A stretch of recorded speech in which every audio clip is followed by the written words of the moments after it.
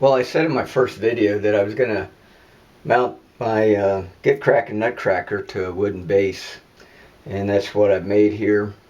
Just made a simple base out of red oak, and what I did was I drilled some holes and installed some 1/4 inch by 20 brass wood inserts, which will accept some 1/4 inch studs.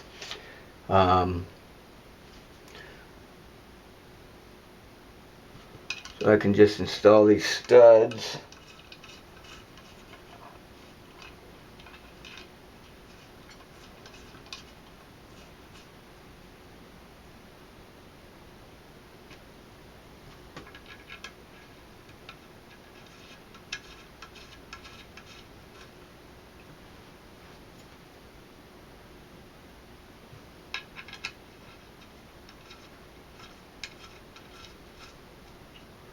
There we go.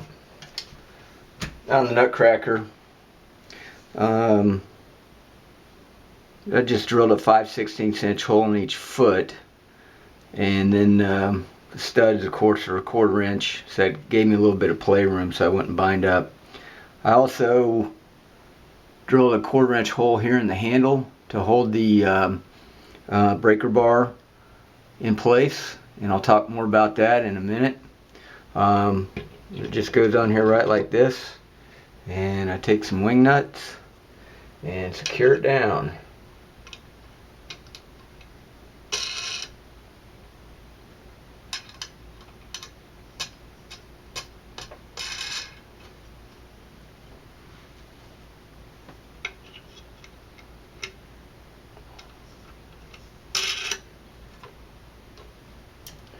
And when this thing's all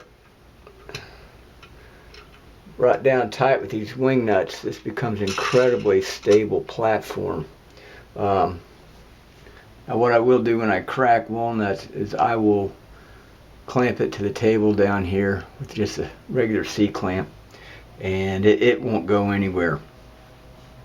So now I want to talk a little bit about the mechanics of this and the overall mechanical advantage.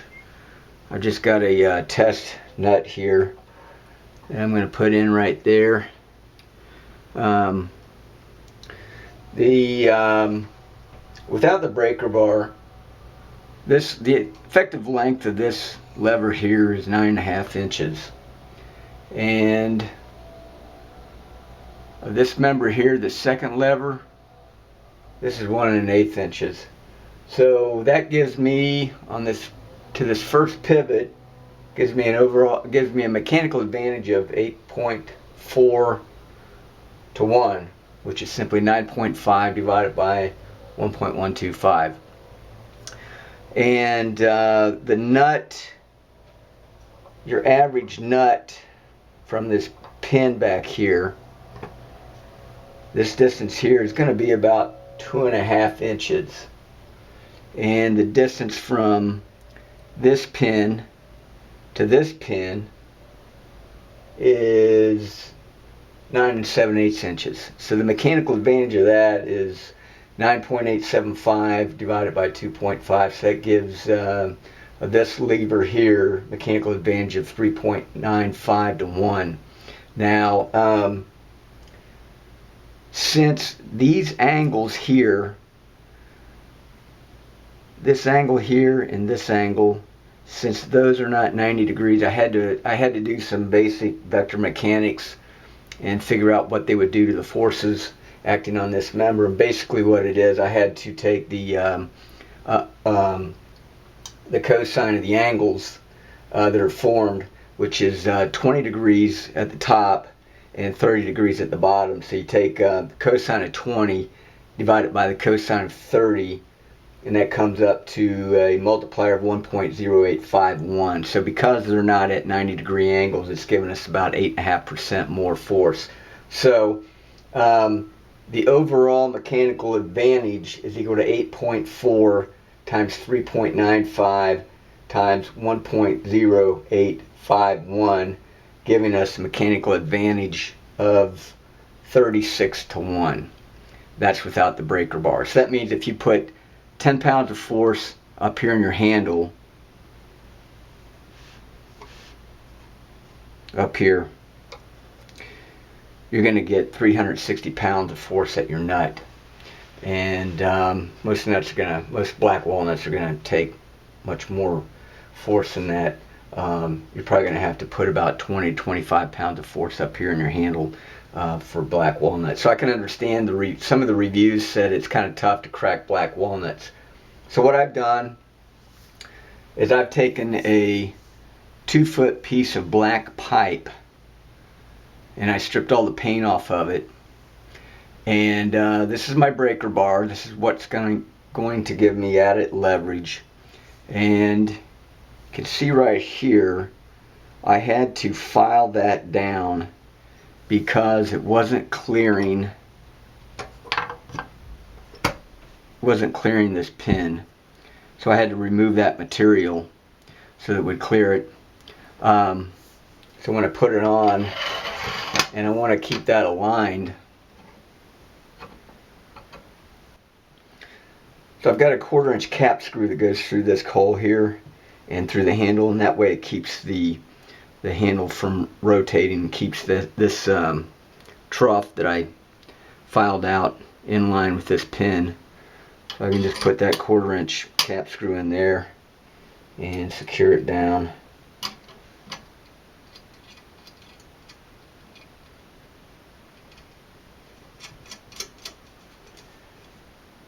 Just secure it with the nut. Simple enough. So now with the breaker bar added, improves the overall mechanical advantage a lot, because the overall length, the effective length of this breaker bar is 23 inches. And if I take 23 divided by the length of the second lever, which is 1.125 inches, I get a mechanical advantage of 20.4 to 1.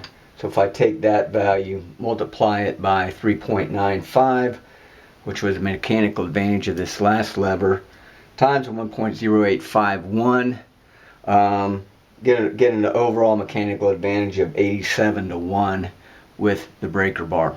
So it's over twice as much as without the breaker bar. And so in other words, if I apply 10 pounds of force down here, I'm going to get 870 pounds of force on my nut. And I got to tell you, it doesn't take much force at all to crack these nuts. 10-11 pounds.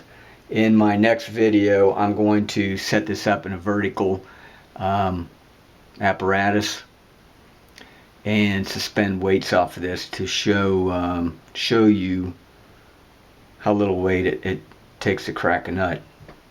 So let's go ahead and crack a few nuts, and I'll show you how easy this is. Alright, I've got the support clamp down here to the table with just a regular C-clamp. So let's crack a few nuts.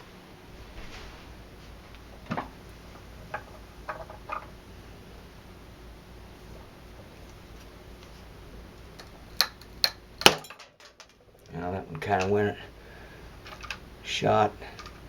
Need to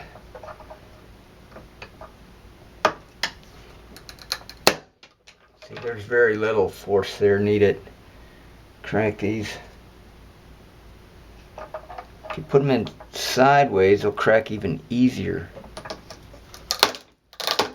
See there? Hardly any effort. And you can crack a lot of walnuts in a short amount of time with this thing. Look at that. And I'll put this one in vertically.